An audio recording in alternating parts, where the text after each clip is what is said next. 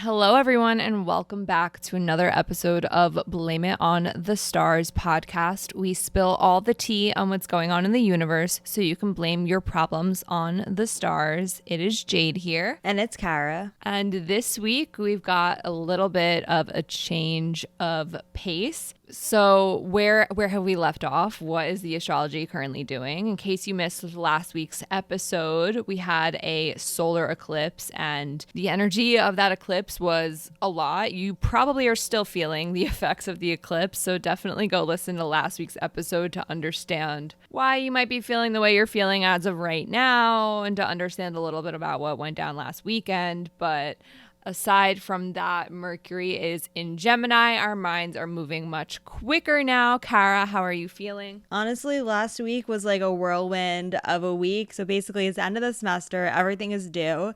And it's really a lot. But if you've been listening to this podcast for a while, then you know how much I have talked about having to like hand in papers and do schoolwork during Mercury retrograde. And yes, it's pre-shadow, but I can say that I am so grateful that I was able to finish this before Mercury retrograde started because I just did not need that. So if you're also like in school, then you know what I'm saying. I can't relate. I know yours goes later or different. Yeah.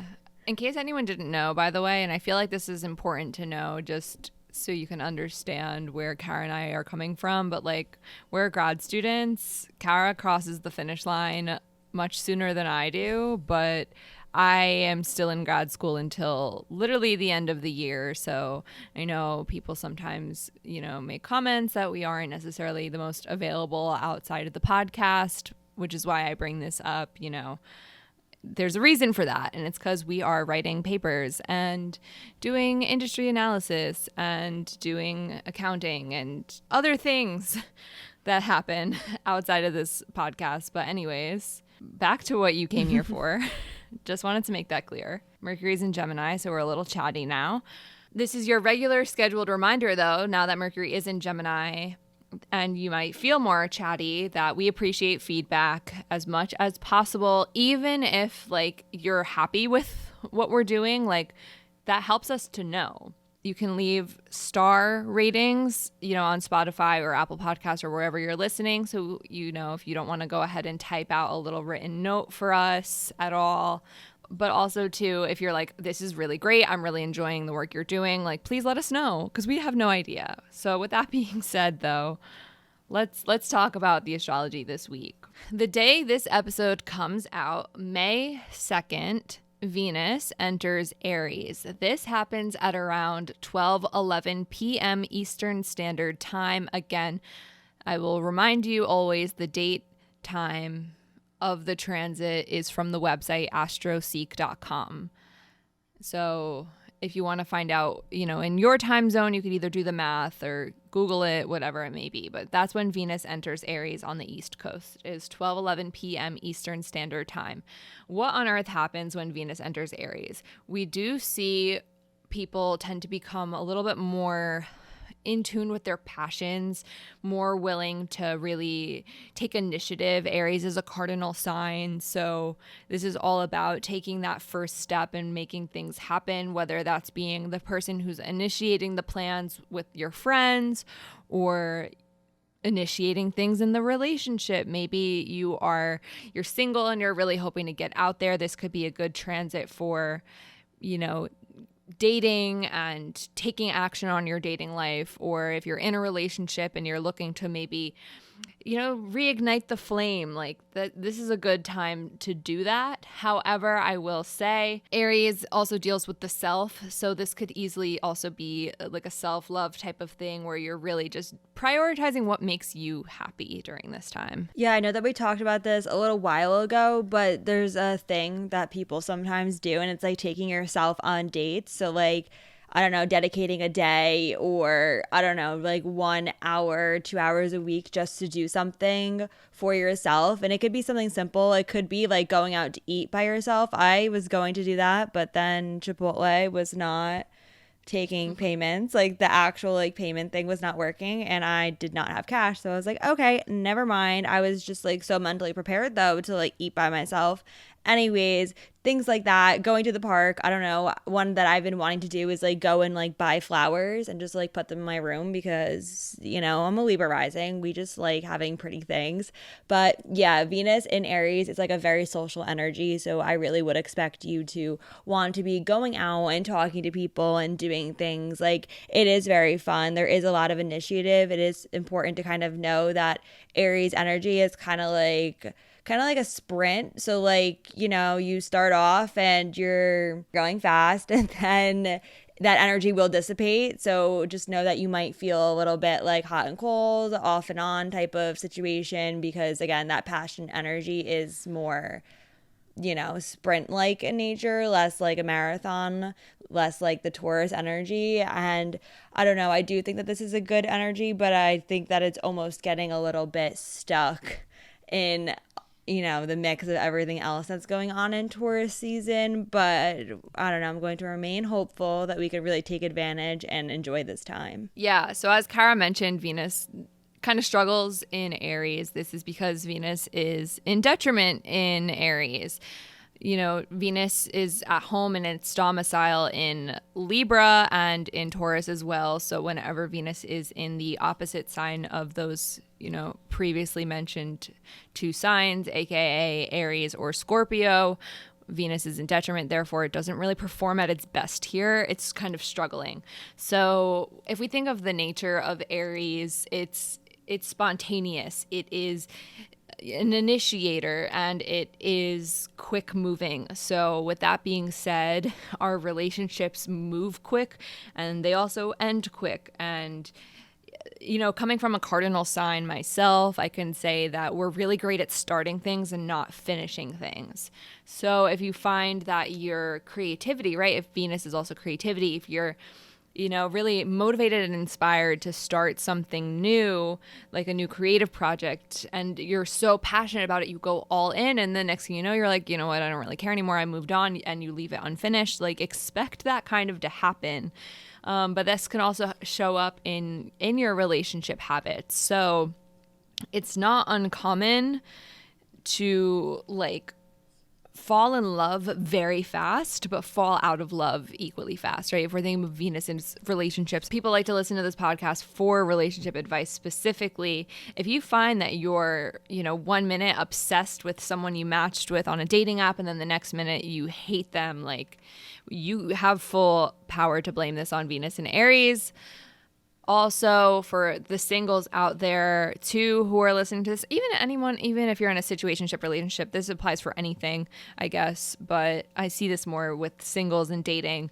But like the chase, the element of the chase, and like getting something you can't have, right? If we think of Aries too as like the warrior spirit, the fighting spirit, there's this desire to achieve something or to have something that maybe you can't have because you want to accomplish it. You want that chase to happen. Like, expect that to show up in various elements of your life, but mostly in relationships too. Yeah, and just from like life experiences, because I surprisingly have a lot of friends with their Venus in Aries, and I remember when I first started like learning astrology, this confused me because my Mercury is in Aries, so you know, I have that like very direct type of way of communicating, I guess, and I will never forget my friends, but they're Venus in Aries, and I'm like, oh yeah, like I really like this person, but like I'm scared to talk to them, or like I really want to say something, but like I don't know, like I can't go up to them, or like whatever. And I was like, what do you mean? Like, your Venus is in Aries, like just go and do it, like this is fun. And then they would be like, no, like I can't. And I didn't get it until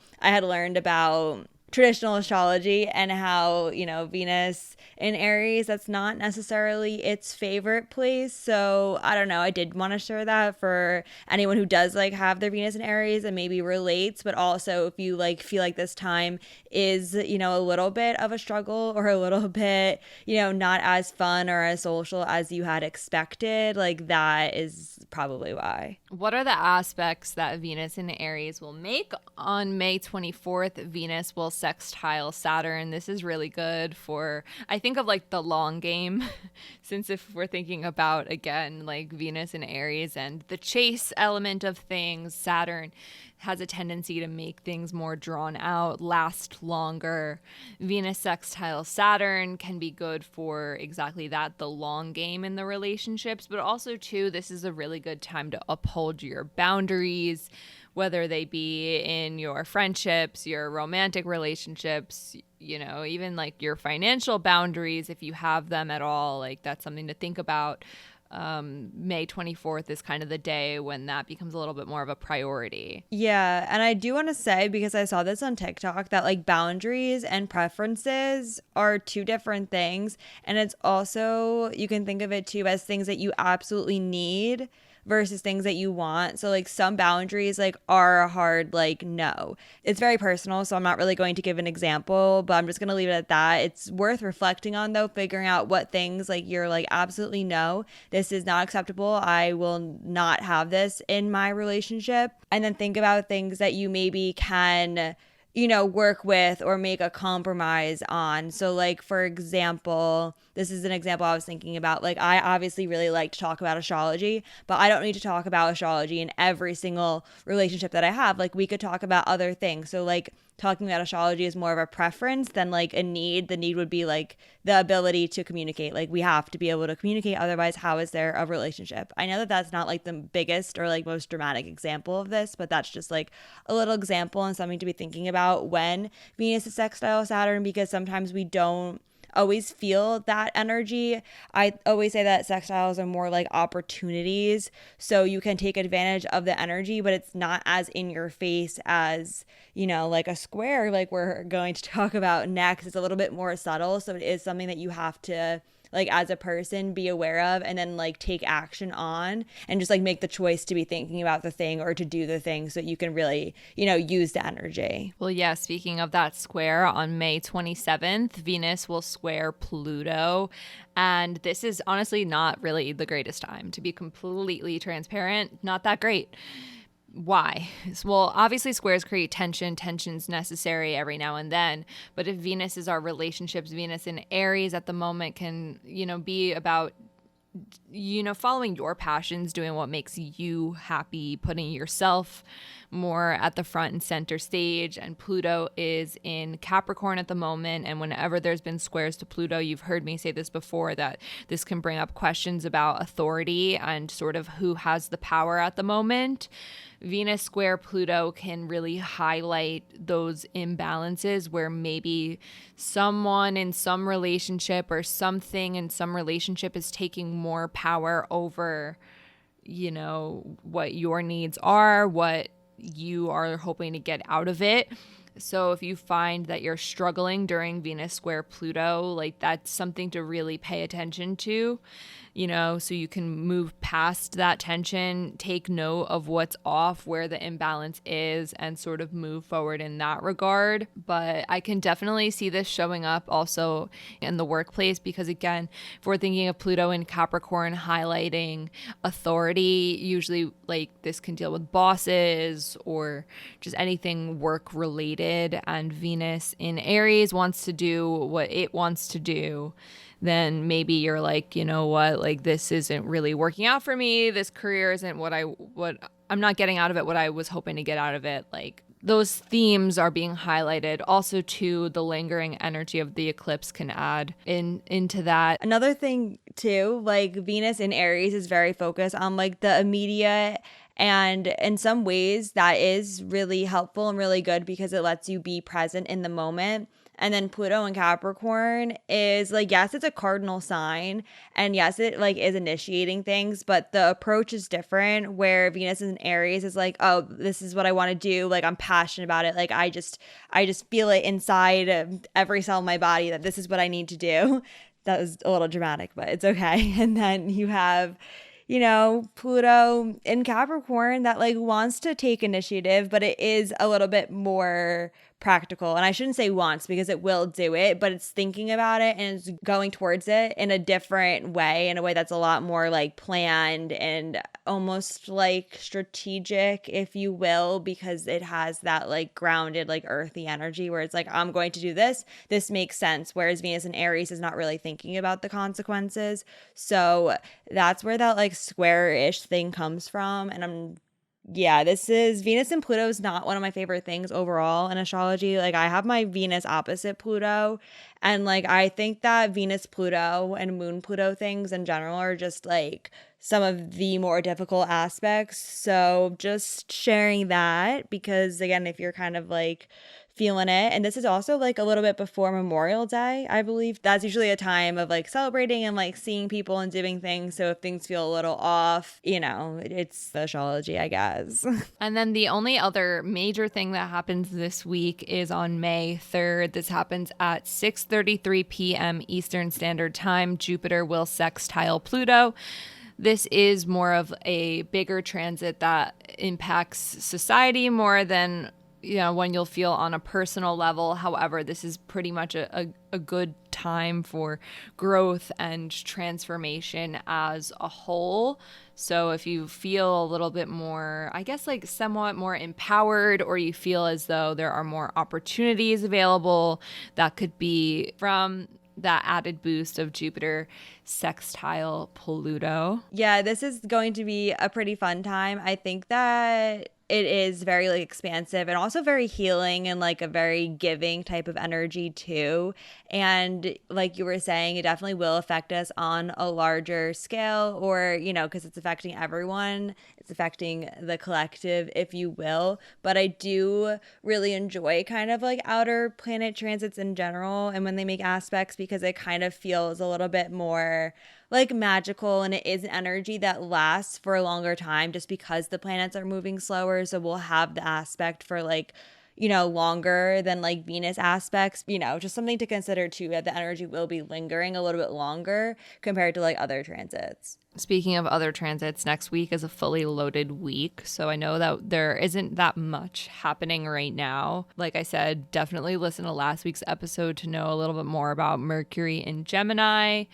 Definitely want to revisit that episode because next week we do experience the Mercury retrograde. So it'll be good to understand a little bit more background on Mercury and Gemini.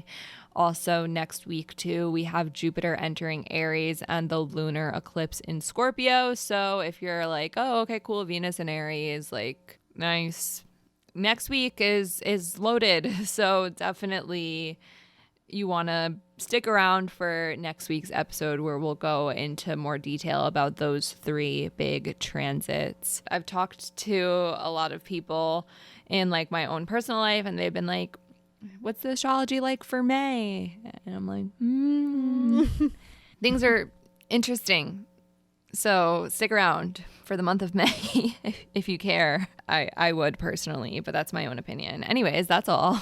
If you want to stay in the loop with us as the astrology unfolds, per usual, and we continue to navigate the astrology in the simplest terms we can for you, then make sure you're following us on social media. We are on Instagram, Twitter, and we technically are on TikTok. There will be a time when we're more active on TikTok, probably in a post-grad school world, but we are on TikTok and doing our best when we can. That is at BLME The Stars. We're also on YouTube. If you search Blame It on the Stars podcast as well, you'll be able to listen to this podcast and read the closed captions. But anyways, that is all for now, and we'll see you all next Monday. Bye.